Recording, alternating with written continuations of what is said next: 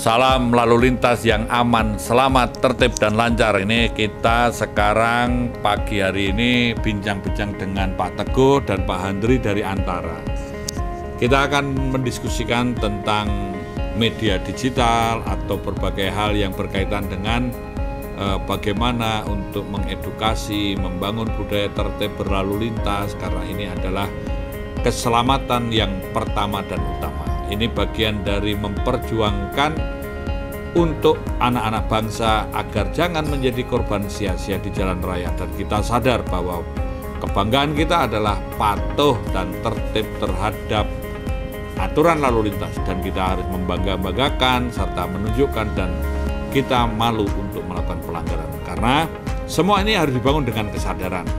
Nah, oleh sebab itu nanti Pak Teguh juga Pak Handri akan memberikan statement pendapatnya, kita akan dialog dan berbincang-bincang. Monggo, kita mulai dari siapa dulu? Pak Teguh dulu, monggo Pak Teguh. Ya, terima kasih, saya Teguh Ramanto dari Antara Digital Media. Terima kasih juga kepada Pak Krisnanda, kita diundang di sini untuk meramaikan podcastnya Pak Kris yang wah seru banget selama ini. Kan kita tahu bahwa Pak Kris sangat aktif, bagaimana mensosialisasikan, juga mengedukasi masyarakat agar selalu tertib berlalu lintas. Pak Kris, kalau sekarang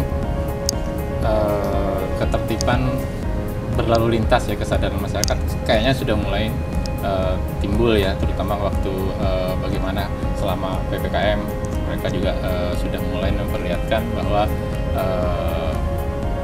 para pengguna kendaraan juga pengguna jalan semuanya saling menghargai. Menurut Bapak itu berapa persen dari peran polisi dan berapa persen dari masyarakat sendiri kesadarannya, Pak? Jadi begini Pak ya, kalau menurut saya kita ini berlalu lintas memang bukan karena takut polisi, bukan karena ada polisi, bukan takut ditilang, tapi tertib ini bentuk suatu pertanggungjawaban kepada diri kita maupun orang lain. Karena ketika kita berlalu lintas, kita bisa menjadi korban, bisa menjadi pelaku yang merusak, menghambat, bahkan mematikan produktivitas kita dan orang lain. Maka oleh sebab itu, kesadaran ini kita juga perlu ada dukungan dari masyarakat atau dari masyarakat itu sendiri. Nah, oleh sebab itu, polisi akan menjembatani banyak hal, baik dari edukasi, dari engineering, dari sistem-sistem data, sistem penegakan hukum, sampai kepada sistem pengujian, penerbitan SIM, dan lain sebagainya. Ini adalah bagian untuk memberikan suatu pelayanan kepada publik. Karena mau tidak mau, manusia sebagai makhluk sosial harus bersosialisasi, harus melakukan aktivitas untuk dapat bertahan hidup, tumbuh, dan berkembang. Nah, salah satunya melalui lalu lintas. Disinilah kita perlu menyadari bahwa lalu lintas ini harus aman, selamat, tertib, dan lancar. Memang benar ya, Korlantas Polri ya itu sangat aktif, terutama di medsos ya. Bagaimana mereka menyampaikan pesan-pesan dengan sangat humanis, menyampaikan informasi juga informatif dan komprehensif juga dengan cara-cara humanis. Cuman mungkin sebagian masyarakat ngelihat nggak semua polisi seperti itu. Menurut Bapak bagaimana? Apakah perlu pendekatannya seperti apa, Pak? Menurut saya kita ini tidak bisa menyamaratakan ya. Dan kita juga melihat bahwa kita juga berpikiran adalah selain untuk mengedukasi masyarakat adalah juga menyiapkan para petugas-petugas polisi sendiri. Ya, karena kita harus merubah mindset. Merubah mindset ini perlu ada suatu training, perlu ada edukasi, perlu ada coaching, dan ada sesuatu ya boleh dikatakan ada mentoring. Para pemimpin, para senior, para mentornya itu harus, kalau bahasa Jawanya nih ya, yo nyuntuni, ngancani, ngajari, nek perlu bayari. Jadi ada transformasi pengetahuan. Nah, oleh sebab itu budaya malu ini harus kita lakukan. Malu untuk berbuat salah. Artinya bahwa kita ini ojo ngajari salah, jangan ngajari jelek. Dan kita sendiri juga memikirkan bahwa bagi orang-orang yang melakukan penyimpangan atau hal-hal yang kurang baik, itu setidaknya hati nuraninya malu gitu ya. Jangan sampai bener yen ra umum dadi salah, salah yen wis umum dadi bener. Artinya siap gerak hadap kanan, gerak satu hadap kanan, 99 hadap kiri. Nah, yang gendeng yang mana kan gitu ya. Jadi artinya melihat seperti itu kita harus membuat lingkungan. Bagaimana lingkungan kita ini menjadi lingkungan yang memiliki kepekaan, kepedulian akan keselamatan, bahwa manusia ini atau sumber daya manusia sebagai aset utama bangsa. Mungkin Mas Andri bisa saling berbagi lagi, kan? Baik, mohon izin Pak Jenderal, Pak Kris. Terima kasih Pak kesempatannya. Menyambung yang tadi dari Mas Teguh, ini menarik nih Pak. Tanyakan tentang kesadaran berlalu lintas. Dan kita tahu semua bahwa Polantas itu adalah wajah yang kasat mata buat publik Pak. Jadi personifikasi polisi Republik Indonesia itu sebenarnya banyak tertuju kepada Polantas nih Pak, yang setiap hari kami temukan di jalanan. Dan kita tahu jalan adalah, atau lalu lintas itu adalah nadi ekonomi, semua berkepentingan di sana. Nah, terkait yang kesadaran tadi Pak, kalau menurut Bapak nih, saya juga melihat bagaimana Polri itu sudah menjadi sangat-sangat profesional dan lebih humanis. Ya dilihat juga dari kantor pos polisi itu biasanya sudah ada kartun polisinya Pak ya, yang wajahnya senyum, bersahabat gitu, bersahaja.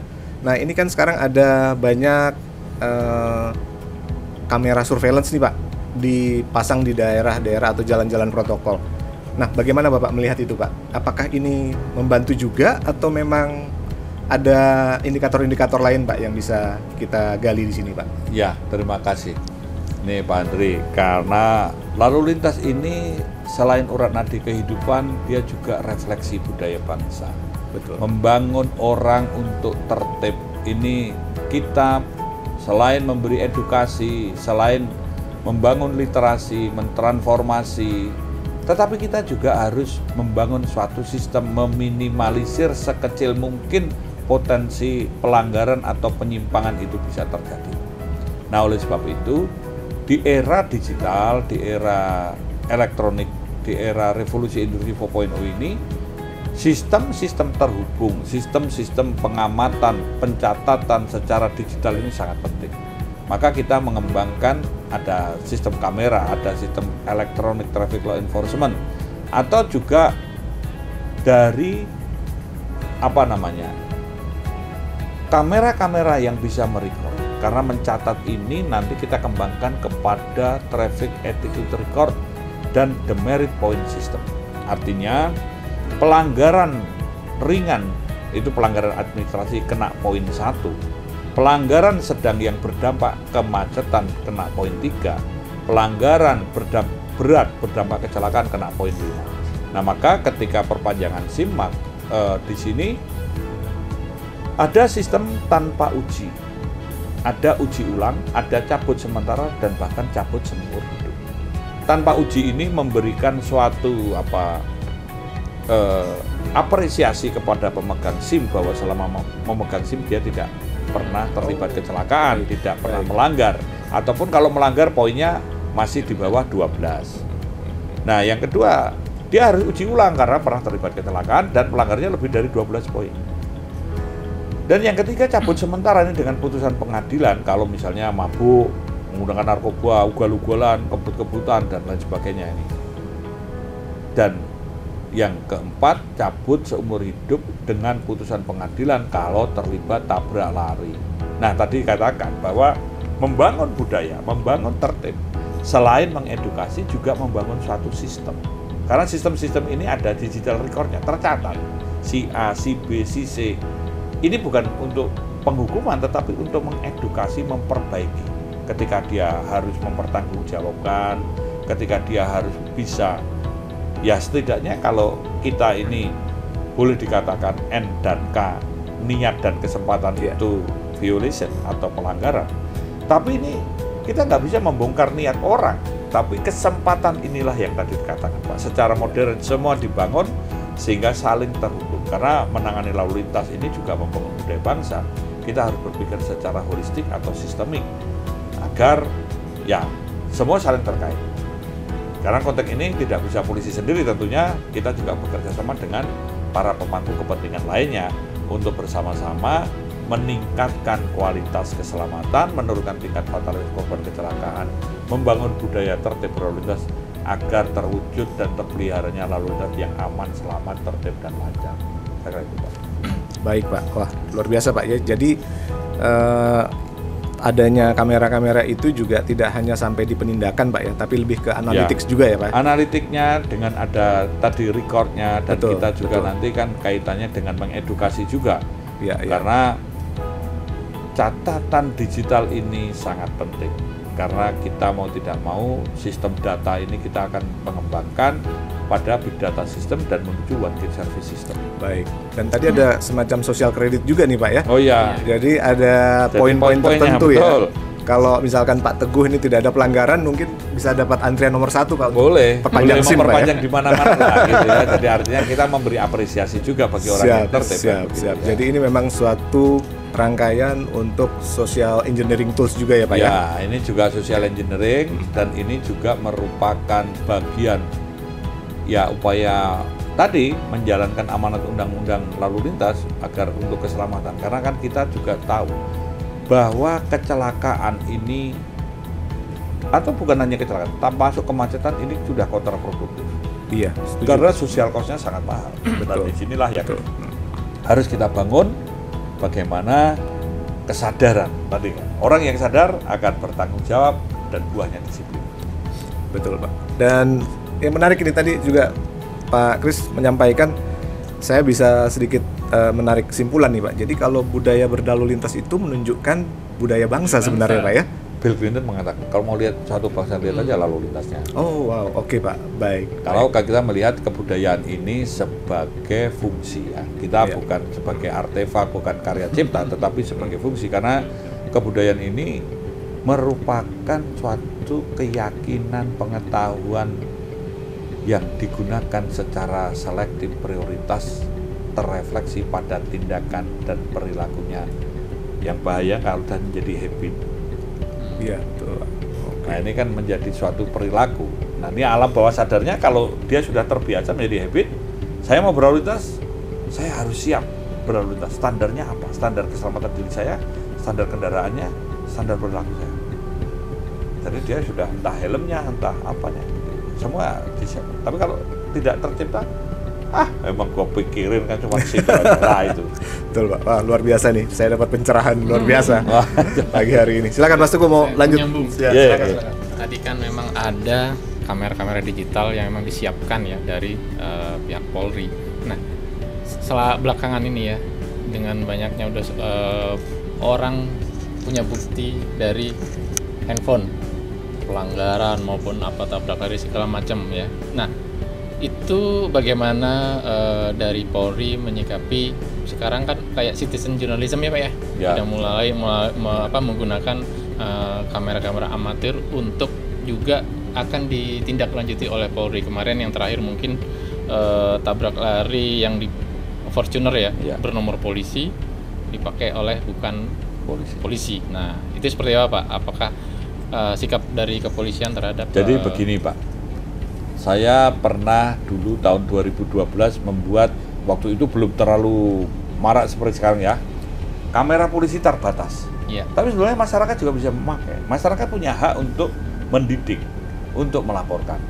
Dengan konteks catatan, waktu itu memang harus terdaftar supaya jangan ada kebencian, jangan ada konteks untuk menjatuhkan atau menyerang. Nah, betul. Nah, kita semua waktu itu saya bilang pada konteksnya mari menilang.com, artinya dengan secara sosial untuk menyampaikan, ini kan mengedukasi, ini kendaraan siapa, pelanggarannya apa, sehingga mau tidak mau orang ini malu Pak.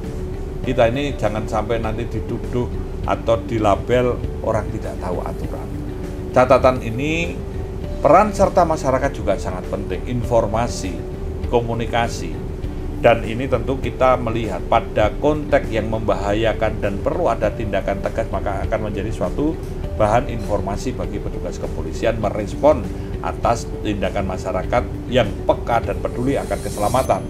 Nah, ini juga perlu kita ada suatu respon ya, karena di era digital ini ada 3 prinsip mendasar yang kita lakukan. 1, membangun back office sebagai operation room. Ini menjadi pusat K3I, pusat komunikasi, koordinasi, komando pengendalian dan informasi. Nah, disinilah semua informasi komunikasi bahasa di sini akan dianalisa. Karena kita di sini yang kedua adalah membangun aplikasi yang berbasis artificial intelligence dan Internet of Things.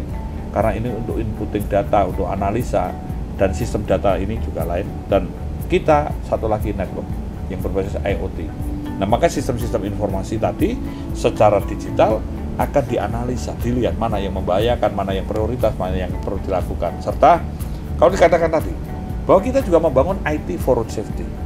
Bahkan sistem IT yang 3 prinsip tadi, kita tuh mendukung TMC, Traffic Management Center, ini secara operation room besar untuk mendukung road safety management yang penjurunya dari Bappenas.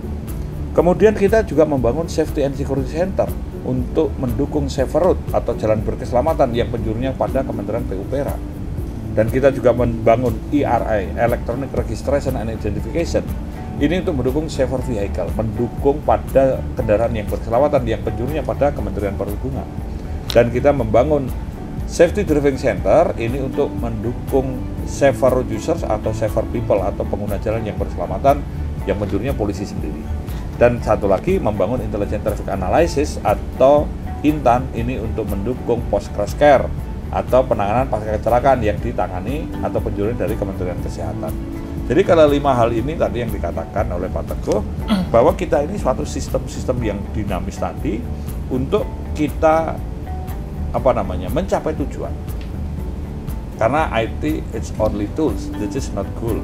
Karena kita tujuannya adalah untuk lalu lintas yang aman, selamat, tertib dan lancar, meningkatnya kualitas keselamatan, menurunnya tingkat fatalitas korban kecelakaan, terbangun budaya tertib, dan juga memberikan pelayanan prima kepada publik, pelayanan keamanan, pelayanan keselamatan, pelayanan informasi, pelayanan hukum, pelayanan administrasi, pelayanan kemanusiaan. Ini semua bisa terlaksana dengan cepat, tepat, akurat, transparan, akuntabel, informatif, dan mudah diakses.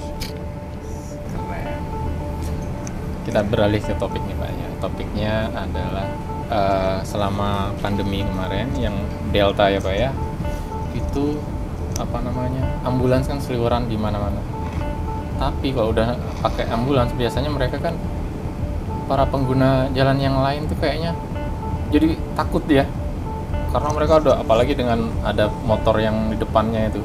Wah, itu bagaimana Pak sikap dari polisi? Karena mereka justru membahayakan loh Pak. Prioritas ambulan nomor 1 ya, prioritas itu ambulan, karena ini protokol berlalu lintas memang prioritasnya pada ambulan karena ini untuk kemanusiaan. Yang kedua, mengawal. Ini merupakan bagian dari penegakan hukum karena akan meminta sebagian atau seluruh hak orang lain dalam berkendara.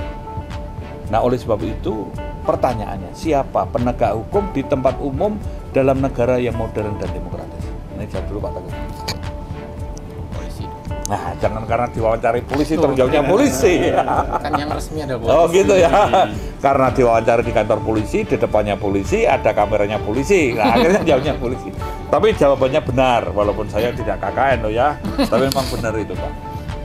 Penegak hukum di tempat umum dalam negara yang modern dan demokratis adalah polisi. Maka mengawal, menjaga, mengatur itu tidak boleh. Karena bisa membahayakan dan berdampak kontraproduktif.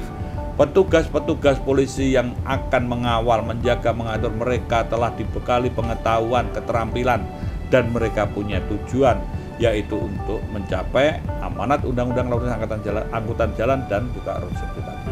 Nah, hal-hal tadi itu satu menyimpang dan itu membahayakan keselamatan orang lain. Dia tidak tahu bagaimana untuk membuka jalan, mengingatkan. Mereka menang-menangan, di jalan tidak boleh menang-menangan. Karena semua orang punya hak dan kewajiban yang sama. Walaupun kita juga bisa memberikan prioritas kepada nomor 1 adalah ambulan yang membawa orang sakit dan kondisi gawat darurat. Yang kedua untuk pemadam kebakaran atau kendaraan-kendaraan emergensi lainnya yang perlu ada prioritas. Nah, inilah yang harus dilakukan. Karena mau tidak mau kita ini ketika berlalu lintas tadi memiliki kepekaan, kepedulian. dan juga kesadaran akan keselamatan kita dan orang. Kan keseringnya Pak ya, para pengawal swasta itu ya, akan Gojek atau apapun, mereka kan arogan sekali, terutama untuk ambulans-ambulans yang membawa jenazah. Di situ kan kadang sampai memukul-mukul mobil atau apa kan, jadi sekarang akibatnya adalah banyak juga orang yang antipati akhirnya melihat ambulans dihadang, diapakan, itu kan impact daripada memang sikap-sikap tadi Pak. Perilaku berdampak pada citra. Karena kita sekarang harus juga menyampaikan bahwa perilaku berlalu lintas ini memang perlu ada semacam etikanya. Kita harus sadar, orang lain juga punya hak dan kewajiban yang sama. Sikap-sikap yang tidak baik dan tidak benar, nah citranya tadi. Kalau citra itu sudah hilang, maka kepercayaan akan hilang. Nih, kebetulan Pak Teguh ini orang Jawa, maka saya akan pakai bahasa Jawa lagi. Ya, ini walaupun nanti kalau Pak Hendri mau tanya, Pak Teguh menerjemahkan. Ini Jawa juga ternyata. Orang Jawa juga. Kelangan bondo kui ora kelangan opo-opo. Kelangan nyawa agi kelangan separuh, kelangan kepercayaan, kelangan sakabehane. Jadi artinya kehilangan kepercayaan ini kita kehilangan semuanya. Ada pengalaman? Ini yang penting nih Pak, tadi menarik karena kan tadi etika ya Pak ya, dan kembali ke perilaku masing-masing.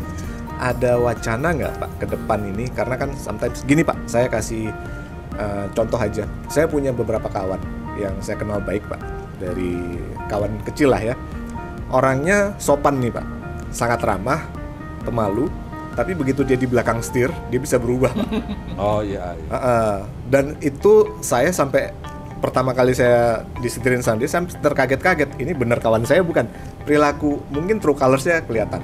Nah, perilaku-perilaku yang seperti ini Pak, yang saya rasa mungkin bisa masuk dalam ranah pencegahan Pak ya.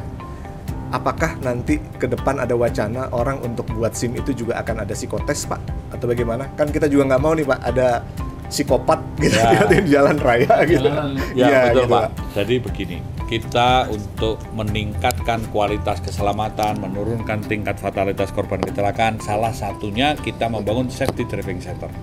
Safety Driving Center merupakan wadah untuk belajar, berlatih, dan memahami atau mengetahui tentang teknik, pengetahuan, dan juga etika berlalu lintas. Maka ketika kita menyampaikan SDC atau Safety Driving Center, selain kaitan dengan sekolah mengemudi, juga akan kaitan dengan sistem uji SIM dan kaitannya dengan sistem penerbitan SIM. Maka SIM ini juga nanti akan menjadi bagian dari fungsi kontrol kaitan penegakan hukum dan pengawasan, dan juga untuk kaitan adanya traffic attitude record dan demerit point system yang tadi saya katakan. Orang memang ketika berlalu lintas di belakang kemudi itu kesehariannya mungkin berbeda dengan apa yang ada di jalan, karena terpengaruh emosi kanan kirinya. Maka bukan hanya keterampilan tetapi pengendalian diri dan juga untuk kesadaran ini paling penting. Mohon maaf kalau saya katakan para pengemudi profesi ini Bu Tessa bisa salah. Seperti pengemudi truk dan bus, mereka ini mantan ternak rata-rata. Mostly itu mantan ternak. Dia terampil oke, tapi namanya pengetahuan dan etika tentang road safety ini boleh dikatakan dia tidak. Padahal membawa nyawa banyak orang, bisa berdampak pada keselamatan orang, membawa aset perusahaan juga yang sangat mahal atau merupakan suatu hal yang bisa menjadi suatu bagian dari produktivitas, tapi diserahkan atau dipercayakan kepada orang-orang. Dan sekarang perusahaan juga susah mencari pengemudi. Ini juga yang harus salah satu kita membawa SDC itu. Jadi memang ya saling terpengaruh, karena ujian ini bukan hanya diuji, dilatih juga, baru diuji, baru dibuktikan. Ini benar kali Pak, harus ada uji psikologinya ya, secara psikologi. Karena kenapa ya? Itu tadi supir yang profesi, tapi nggak sedikit juga yang orang yang berpendidikan tinggi, orang yang mempunyai jabatan, dan bahkan tokoh-tokoh masyarakat ya, terutama kalau sudah berada di dalam komunitas Pak, komunitas mobil sport, komunitas Harley, itu bagaimana coba perilakunya kan kita bisa lihat sendiri. Memang gini, Ini mohon maaf lagi, saya orang Jawa bahasa Indonesianya kadang-kadang lupa Pak. Ini kasar, asu gede menang kerai. Paham Pak maksudnya? Kita kadang-kadang kalau sudah merasa jagoan gitu ya, selalu merasa benar sendiri. Orang yang merasa paling dari paling benar sampai paling menderita itu sebetulnya orang cengeng. Orang yang tidak bisa melihat kebaikan dan ketulusan orang lain, tidak bisa melihat kemanusiaan. Maka kemanusiaan ini nomor satu. Maka tadi kalau dikatakan, memang nggak ada efeknya Pak. Ini lulusan S2, S3, melanggar ya melanggar saja. Karena apa? Itu tadi, etikanya. Maka pendidikan lalu lintas ini pendidikan sepanjang hayat. Dan mendidik sejak usia dini, ini menyelamatkan anak bangsa. Dan kita bangga kalau tertib, bukan bangga kalau melanggar. Polman, polisi masa depan ya Pak ya? Lalu lintas masa depan. Polisi lalu lintas masa depan. Nah, itu konsepnya seperti apa Pak? Apa memang untuk edukasi yang harus dari mulai dini untuk bagaimana menyadarkan atau membangun karakter-karakter yang bangsa ya nanti untuk kedepannya supaya lebih tertib berlalu lintas. Mungkin mereka akan menjadi pribadi-pribadi yang nanti akan memberi contoh yang baik kepada masyarakat yang lain Pak. Ya Bagaimana Pak Teguh gini. Pak? Polman merupakan suatu maskot. Kita akan mencoba membuat ikon dan kita juga bisa mendorong yang lain kreatif. Boleh dengan banyak hal. Tidak harus Polman satu-satunya, tapi semua bisa dikembangkan. Polman menjadi suatu model bagi polisi lalu lintas yang ideal. Di masa depan kita mengimplementasikan smart policing karena tidak hanya yang konvensional policing, tapi juga harus e-policing, electronic policing sebagai model pemolisian di era digital, tapi juga memikirkan forensic policing. Maka Polman inilah menjadi ikon, menjadi simbol. Nah, kalau sejak kecil mereka tahu, bisa tertarik, bisa fun, bergembira, hal-hal yang kecil-kecil dari yang kecil. Karena dari kecil-kecil ini mereka akan teringat. Ini menjadi suatu, boleh dikatakan, memberikan inspirasi, memberikan suatu transformasi dengan bermain, dengan film, dengan cerita, dengan dongeng, sehingga mereka punya memori. Ini bagian dari literasi road safety. Baik, pertanyaan terakhir nih Pak dari saya nih, luar biasa Pak Kris, kita dapat pencerahan banyak gini. Mungkin agak sedikit personal nih Pak. Juni kemarin Bapak mendapat gelar baru Pak ya, sebagai guru besar nih Pak ya, di STIK dan PTIK. Dan saya terbukti di sini menjelaskannya Bapak sangat sistematis nih Pak, sampai kami terkagum-kagum Pak. Nah, saya mau tanya nih Pak, agak personal. Ini passion Bapak sebenarnya dosen apa polisi nih Pak? Memang begini ya, kadang-kadang saya juga berpikir-pikir begini, polisi juga guru. Nah, kan betul. Karena guru ini harus juga, ya tadi saya katakan, nyontoni, karena harus menginspirasi, memberikan contoh, memberikan teladan. Yo ngajari, harus mengajarkan, harus mentransformasi. Ngancani, menemani. Karena menemani ini kita akan mendampingi menjadi mentoring. Dan satu lagi, nek perlu bayari, artinya bukan memberi uang saja, tapi memberikan pengorbanan. Karena itulah salah satu passion polisi, harus bekerja, bereaksi dengan tulus dan bereaksi dengan cepat, karena polisi ini harus aman, nyaman, dan bermanfaat. Keberadaanku adalah juga menjadi ikon kecepatan, kedekatan, dan persahabatan. Luar biasa. Jadi pengorbanan nih Pak ya. Dan pengorbanan terbesar memang tak bisa diukur dengan uang nih Pak.